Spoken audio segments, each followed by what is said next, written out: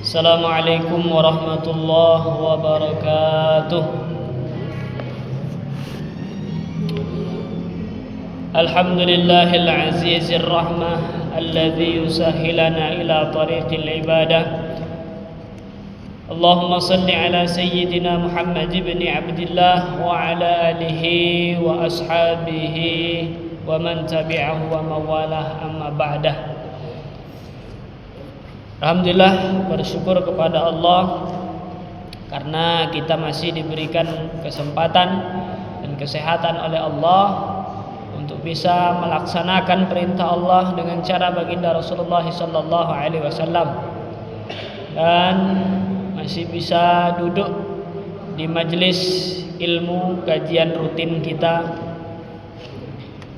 tafsir surah Al-A'raf ayat 27. Salawat dan salam tak lupa kita hadiahkan kepada junjungan kita Nabi besar Muhammad sallallahu alaihi wasallam. Allahumma salli ala sayyidina Muhammad wa ala ali sayyidina Muhammad. Qala Allah Ta'ala: Ya ayyuhalladzina amanu la takhunu Allah war rasul wa takhunu amanatikum wa antum ta'lamun wa'lamu annama amwalakum wa auladukum fitnah wa anna Allah 'indahu ajrun 'azim. Ya ayyuhalladzina amanu, wahai orang-orang yang beriman, la takhunullaha war rasula, jangan mengkhianati Allah dan Rasulnya. Wala takhunu amanatikum, dan jangan mengkhianati amanah-amanah kalian. Ma'tumintum, apa yang diamanahkan ke atas kalian, alaihi minad din wa ghairi, dalam permasalahan agama maupun permasalahan yang lainnya. Wa antum, sedangkan engkau ta'lamuna, mengetahui.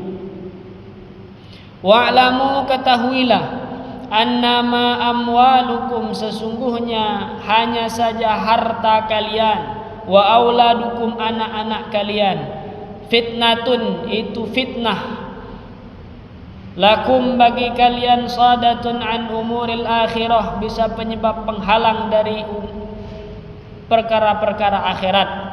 Wa annallaha, sesungguhnya Allah, indahu, itu di sisi Allah, ajrun azim, pahala yang besar. Fala tafutuhu, maka janganlah kalian terputus darinya, bimura'atil amwal, dengan sebab menjaga harta, wal auladi, dan menjaga anak-anak, wal khiyanatu li ajalihim, dan kalian berkhianat karena mereka. Wa nazala fi taubatihi, dan turun ayat ini sebagai penerima taubat. Ada salah satu seorang sahabat. Dalam ayat ini Allah Subhanahu wa taala firmankan, ya ayyuhalladzina amanu, wahai orang-orang yang beriman, la takhunullaha war rasul, jangan kita ini mengkhianati Allah dan Rasul. Wala takhunu amanatikum, dan jangan pula kita mengkhianati apa-apa saja yang sudah diamanahkan kepada kita dari perkara agama maupun yang lainnya. Wa antum ta'lamun, sedangkan kamu tuh tahu bahwa kamu tuh sedang berdosa.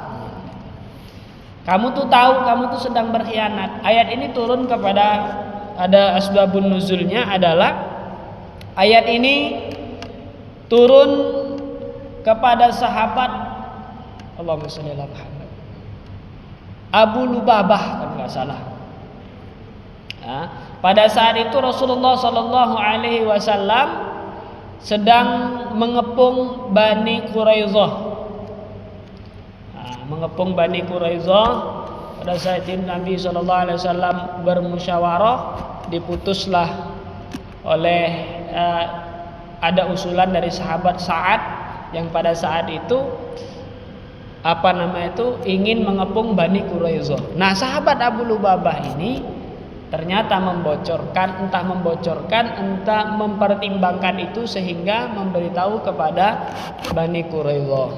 Saat bersama Bani Quraidah pada saat itu pula sahabat Abu Lubabah ini, dia ketika berhadapan kemudian dia langsung sadar, dia langsung mengatakan, demi Allah, semenjak aku melangkahkan kakiku ingin pergi ke sini, aku sudah tahu bahwa aku telah berkhianat kepada Allah dan Rasulnya.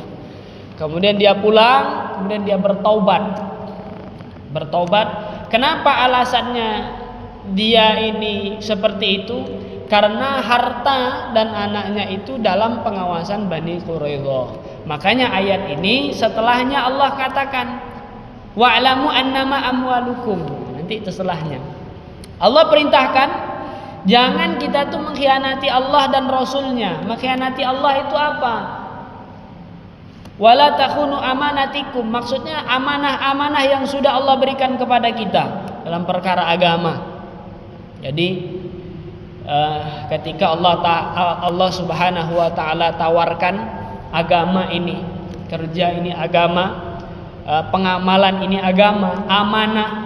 Inna aradnal amanata 'alas sama. Ayatnya itu, sesungguhnya amanah agama ini sudah Allah tawarkan kepada gunung, kepada langit, kepada bumi. Fa'abaina, tapi gunung, langit, bumi semuanya menolak, nggak sanggup mengamalkan ini agama. Ini mengemban ini amanah agama. Wa hamalahal insan, kata Allah. Yang menyanggup itu manusia. Makanya kata Allah Subhanahu wa taala, innahu kana zaluman jahula. Sifat manusia ini bodoh, zalim dan bodoh gitu. Manusia ini menyanggupi. Bahkan dalam ayat yang lain juga diceritakan bahwa ketika di alam ruh, ketika Allah Subhanahu wa taala bertanya kepada kita, menyuruh kita untuk bersaksi bahwa Allah adalah Tuhan, maka kita semua serentak menjawab, qalu bala syahidna. Kami ini bersaksi, Engkau adalah Tuhan kami. Kemudian kita sudah mempelajari apa saja ilmu yang kita dapatkan itu merupakan amanah dari Allah. Kita tahu tentang sholat, berarti amanah Allah untuk menjaga sholat. Kita dengar azan, berarti Allah sedang kasih amanah untuk kita untuk menyambut sambutan azan. Allahu Akbar, azan. Apa amanah Allah di dalamnya? Apa perintah Allah di dalamnya? Allah suruh kita jawab azan. Kalau kita tidak jawab azan, kita tidak memenuhi panggilan azan, berarti sama dengan kita mengkhianati Allah dan Rasulnya.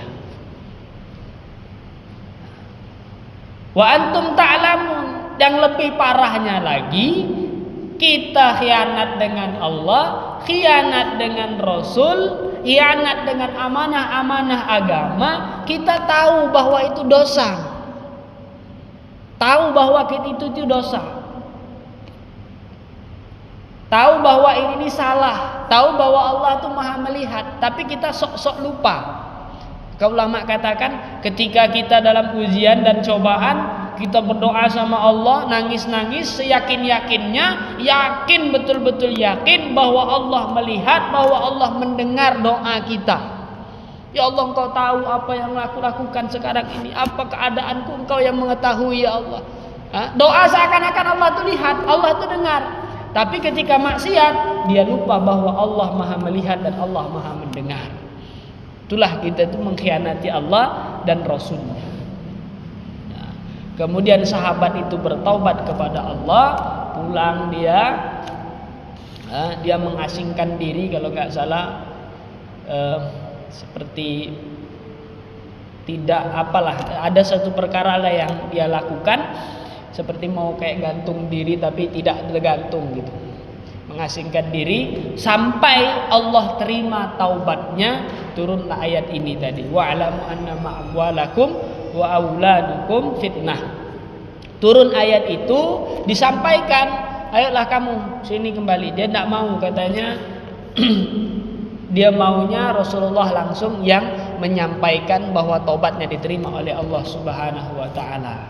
Makanya dalam hal ini Allah Subhanahu wa taala katakan wa'lamu annama amwalukum wa auladukum fitnah. Di sini Allah itu menggunakan annama. Annama ini dalam kaidah nahwu itu dihasar, kalimatnya dihasar. Dihasar itu disempitkan maknanya. Hanya yang fitnah itu hanya harta dan anakmu itu hanya fitnah saja, seperti itu. Ketahuilah hartamu dan anakmu itu hanya fitnah saja, nggak ada gunanya, gitu. Maksudnya itu seperti itu. Kata-katanya itu gitu. Kalau fala tafutuhu bimura'atil amwal, jangan kita ini putus dari rahmat Allah karena jaga harta, karena jaga anak.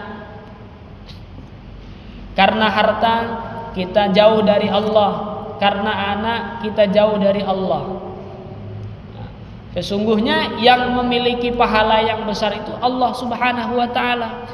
Banyak pada saat sekarang ini orang punya harta banyak, akhirnya lupa dengan Allah.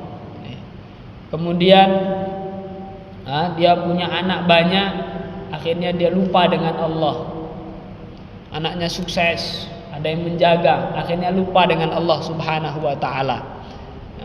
Lupa dengan Allah, lupa dengan segalanya. Ulama itu pernah bercerita membuat sebuah perumpamaan. Kita ini hidup di dunia sebenarnya memiliki 3 anak. Ada dalam buku, ada dalam satu buku saya baca, ada 3 anak. Yang pertama, anak kita ini namanya Anis. Yang kedua namanya Harben. Yang ketiga namanya Amsol. Nah, 3 anak. Ada salah satu cerita dari salah seorang orang-orang yang dicintai oleh Allah Subhanahu wa taala. Jadi 3 anak ini ternyata kita ini kebanyakan lebih sayang kepada Anis dan Harben. Kepada Amsol itu enggak. Ini habis-habisan. Kita berikan, kita belikan apa, ini mau minta apa dikasih, ya. Ini si Anis minta apa dikasih, mau makan apa dibelikan. Harben juga, apa butuhannya dikasih semuanya. Tapi si Amsol tidak, dibiarkan aja, ya, diabaikan, tidak dipedulikan. Sampai suatu masa sakit orang tua tadi, kita tuh sakit. Masih itu sakit pun Amsol tidak dipedulikan juga. Tidak dipedulikan juga. Sampailah dia meninggal. Ketika dikubur, ternyata Anis pulang, Harben pulang. Yang menemani hanya Amsol, rela masuk ke dalam kubur. Maka ulama katakan, apa itu Anis? Anis itu anak istri gitu. Harben itu harta benda. Amsol itu amal soleh. Ternyata yang kita abaikan itulah yang menemani kita nanti dikubur. Iya, kita mati, nggak ada yang namanya cinta sehidup semati. Kalau udah mati selesai sudah. Ya, kalau cinta betul itu bukan sehidup semati, tapi sehidup sesurga. Itu baru cinta betulan, ya. Mati dia tetap akan bertemu di surganya Allah Subhanahu wa taala. Nggak ada.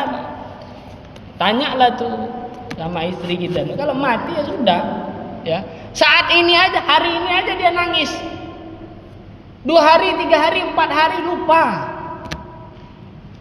Hari ketiga, hari keempat udah lupa. Apalagi yang perlu diingat. Apalagi kalau sudah ada penggantinya, selesai. Yang nemanin kita tuh cuma amal soleh nanti. Bukan anak, bukan harta nemanin dikubur nanti. Ya, iya. Walaupun itu sok-sokan nian gitu kan. Ada salah seorang ulama itu bercerita, ceramahnya Ustadz Inayatullah enggak salah. Beliau orang Sarolangun. Beliau ceramah. Kata beliau, ada orang itu yang betul-betul katanya cinta sama istrinya. Wah, sampai istrinya mati pun dia cinta nian dengan istrinya. Cintanya bagaimana? wah tiap hari datang ke kuburan istrinya, bawa kembang, bawa air siram gitu kan. Sampai heboh satu kampung. Heboh satu kampung itu apa? Pak Lurah pun kena batunya. Apa kata istri Pak Lurah ngomong? Ah, kau gitu deh. Kalau aku meninggal tuh gitu contoh tuh gitu. Dak do langsung lupa tiap hari datang ke kuburan istri gitu. Jenguk tuh tiap hari bawa air gitu. Sekampung heboh. Akhirnya sekampung ini marahlah dengan si Fulan nih tadi. Ini bikin masalah baru dia nih gitu kan. Datangnya cobalah sudahlah kata dia. Sudahlah begawe itu tuh. Apa adanya bela kita nih kata dia. Ah ngapo kata dia. Kami dimarahin sama bini kan karena gawe kau itu kata dia. Oh, salah paham kata dia. Tahu enggak bini aku wasiat?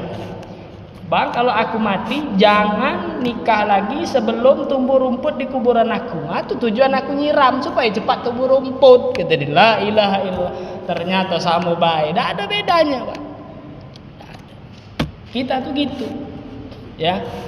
Amal yang sudah kita sia-siakan. Padahal itu merupakan amanah dari Allah. Itu kita sia-siakan. Tapi yang jelas nanti, yang jelas tuh kita sia-siakan. Yang tahu sudah meninggalkan kita, nanti akan melupakan kita. Habis-habisan kita untuk mereka, untuk harta. Nah, sekarang ini kata Nabi SAW, Nabi SAW pernah bersabda, manusia itu sifatnya bagaimana? Kalau dia bertemu satu lembah isinya penuh dengan emas, maka dia akan cari lembah yang lain lagi. Ketemu yang kedua, dia akan cari lagi yang ketiga. Ketemu yang ketiga, dia akan cari lagi yang keempat. Itu manusia kata Rasulullah.